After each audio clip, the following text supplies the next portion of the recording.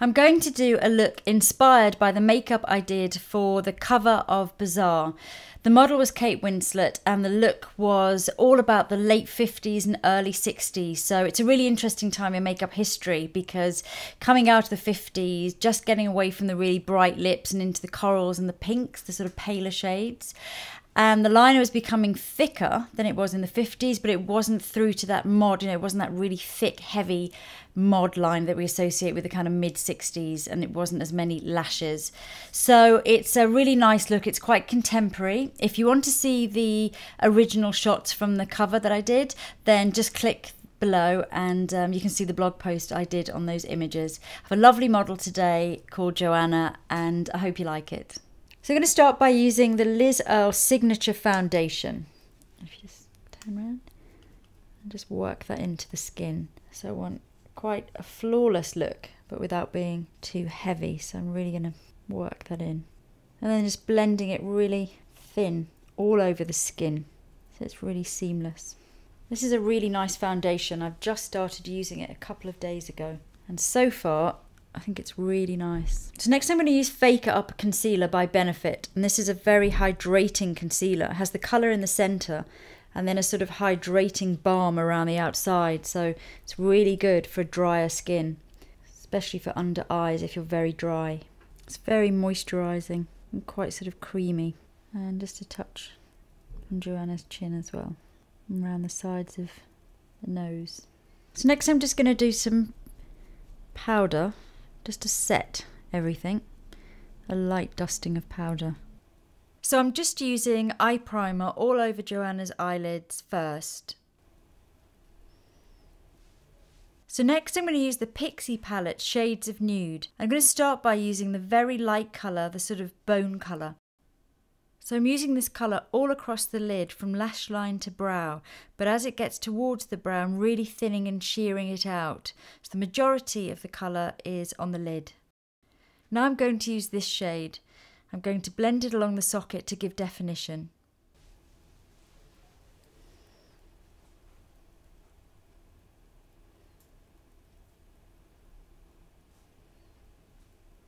So I've already done one of Joanna's eyes with the liner, and I'm about to do the other eye, which I'll go through with you, and this is Lancome's gel liner that I'm using. So to start, because it was much thinner at the inner corner, if you just look that way and look sort of down, so start by kind of just patting inside those lashes just to get that sort of thin bit there. You can close now, and then you can smooth it.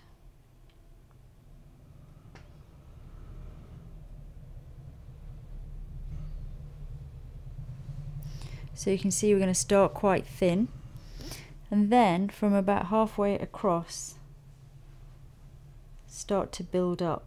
So again, really focus on getting it right in between the lashes and right down to the roots, and you've got really thick lashes, so and to really work it in. And then start to build up slightly as you're smoothing towards the outer edge there.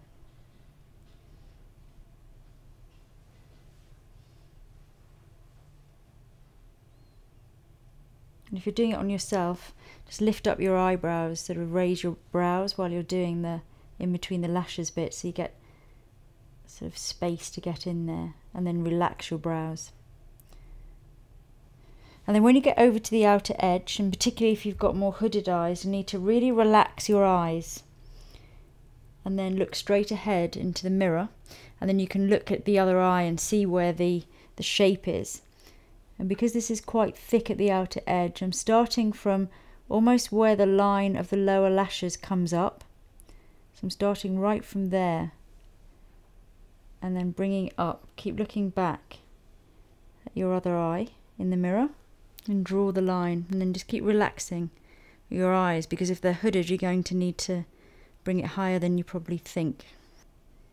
And then start to fill in this gap here and fill in that area. It's close for me, darling. So we're really thickening up and joining up with the line. So another thing that I always do on Kate is to use a waterproof mascara, but I use it on a brush, and I use it just to go underneath the upper lash line when we're doing this kind of look. So if you just look down for me, so it's just along the upper waterline really. So next I'm going to curl eyelashes. You look down for me. And then just apply a small amount of waterproof mascara. For the moment, I'm just going to do the upper lashes because I'm going to add some lashes now anyway, some fake lashes. So I use quite a lot of the flared individual lashes on Kate. I use the Liz Martin's Salon System ones. They're really nice and bushy. So I'm going to start by using the short ones. Use about 6 or 7 of those, and then some medium ones at the outer edge. Close for me. I'm just going to dot these all along.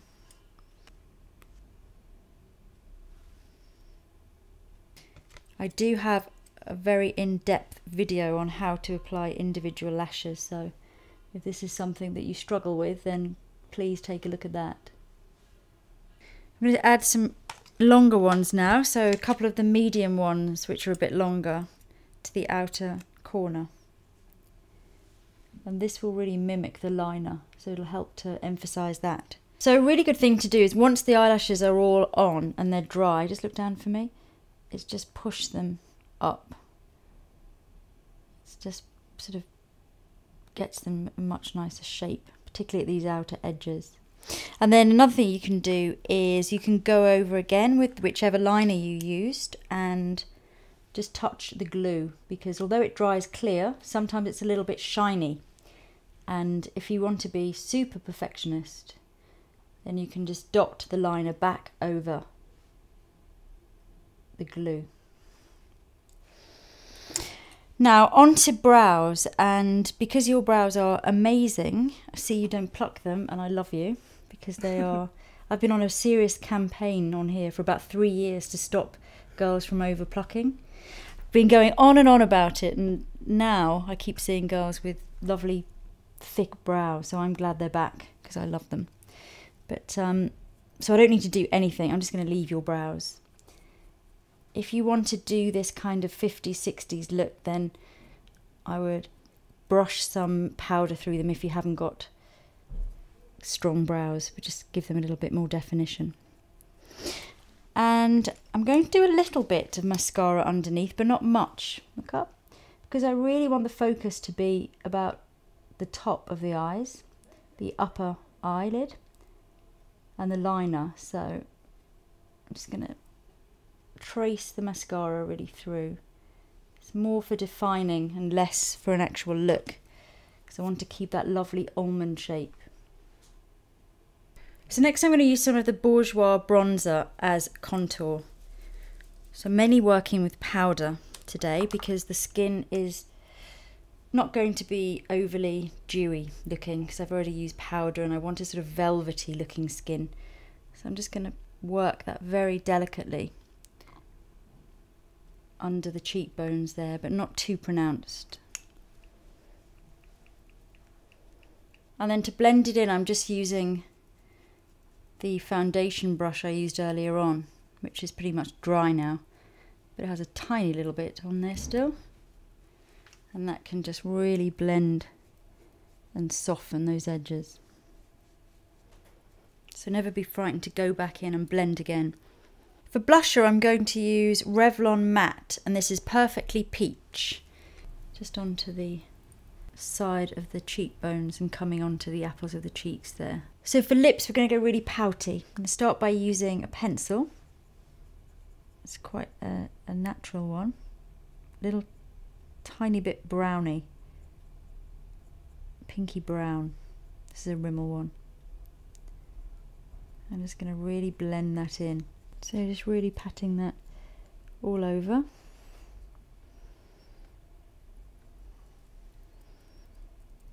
And then softening it with fingertips. So for lips, I'm going to use this OCC Lip Tar, and I love the colour because it's very sort of early 60s. It's kind of peachy, pale. Still got a little bit of that 50s weird pinky peach thing. It still has that kind of lots of white pigment in, so it feels very of that period. It's really densely pigmented, so you don't need very much of this stuff. A little bit goes a very long way. That's way too much I've put on my hand there. So that's the finished look. So it's quite sort of sexy, I think, a little ingenue look. Very flirty, very spring-like, feels a bit vintage. It's got the hints of the late 50s, early 60s, but it also feels really contemporary and modern.